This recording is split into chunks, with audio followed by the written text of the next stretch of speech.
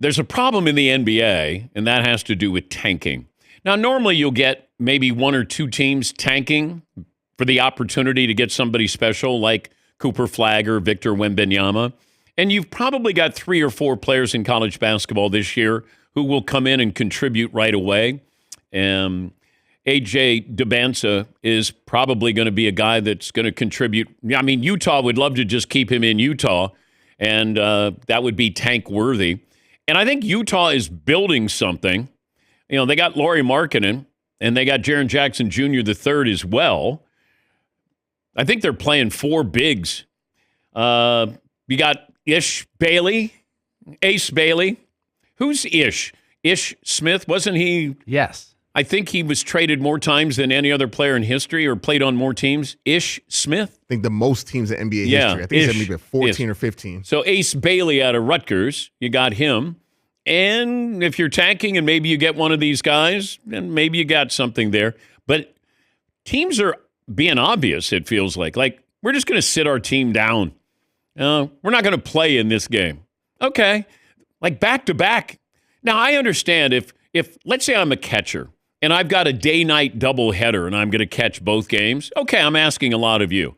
I don't know if, private planes, good training and food and health, and you got to do back-to-back. We're like, oh, my God, back-to-back. Yeah, that's part of the job here. And I don't think you can guilt players into wanting to play. I just think we're past that. It's a different generation, and maybe they're just being smarter that, hey, the way we play, the physicality, athleticism, everything about this, I need more breaks. LeBron's missed, 18 games? Won't qualify for first, second, third team All-NBA. First time in his career. So even a guy who takes care of himself as much as LeBron has, they're all fallible. Yes, Marvin. Yeah, and I think there's a difference between tanking and just being sorry. Like the Washington Wizards, they're not tanking. If that was the case, they've been tanking for the last 20 years. They're just not good. Yeah, but they could be. This can be an organizational tank that we're going to bring in players that aren't very good, and then we sit them. Like, is Trae Young playing? He's not. Okay. I mean, this is a guy who was averaging, 27 and 10. I don't know. Like, after a while, if they're not playing, I'm not watching. And you got to win me back. And I'm an NBA fan for 60 years.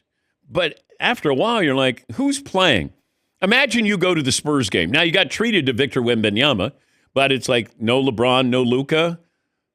That might be the one time that you're going to go and you're going to take the family to see them. Yes, Eden. Yeah, I think it's important, though, that we sort of separate people into some categories maybe because Trae Young is 27 years old. LeBron is 41. Yeah. But I don't know what Washington's doing with Trae Young.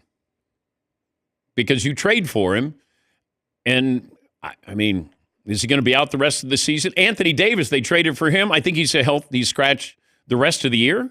Or coming back from an injury, they're deciding they're just not going to play him. I don't know what the commissioner can do. I mean, we've been down this road. We're going to continue to go down this road. The regular season doesn't mean anything. And I go back to Greg Popovich, and he talked about that because he didn't care if they, were in first place or fourth place. He didn't care in the standings. He just wanted his guys rested to win championships. And that's what they did. He accomplished the goal that they set out to win a championship. Now, we may not like along the way that, hey, we're got a road trip in Miami. Hey, Timmy and, Parker, why don't you guys stay back here? And that's when the commissioner fined him like a couple $100,000. Yeah, Paulie. There are so many stories about this in just the past 2 days. Our buddy Chris Mannix of SI wrote one yesterday. The Utah Jazz were in a game where they were up 3 points to start the fourth. They sat 3 of their starters for the entire fourth quarter. So they're doing everything they can to lose the game, and they won that game.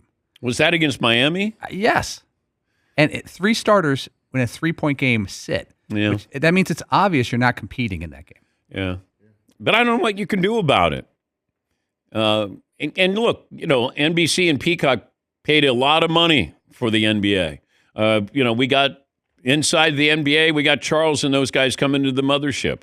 I mean, people are spending money, and what is the product that you get to go see? That's the unfortunate part of this. And look, when I came up with the suggestion to the commissioner, how about 65 games to qualify for postseason honors? Like, can we motivate them monetarily? I don't even know if that matters. But you'll get a guy who, hey, if I make first, second, third team All-NBA, this kicks in.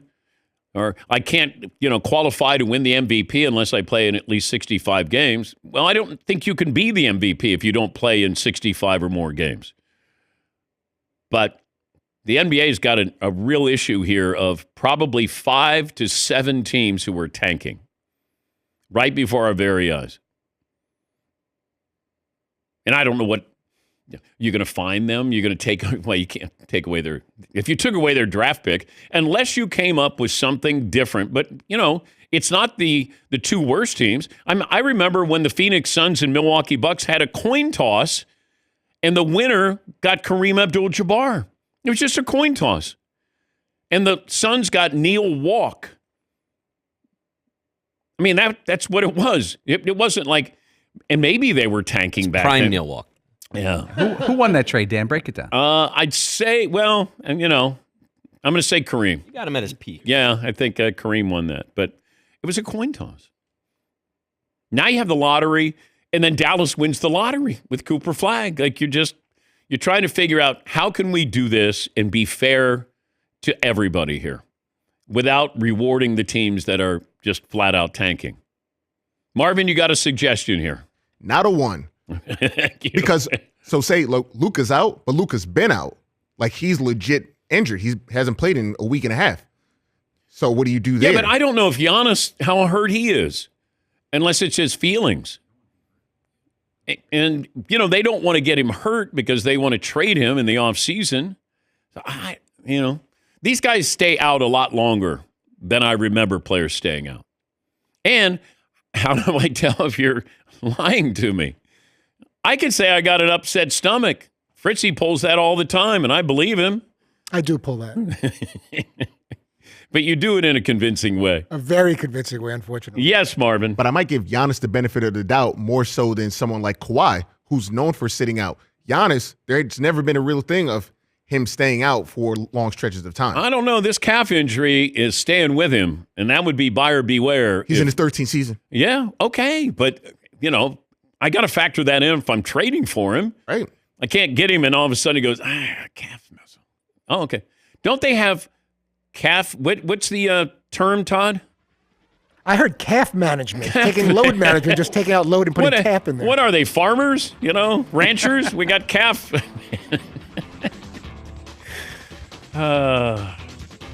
Good times. Good times.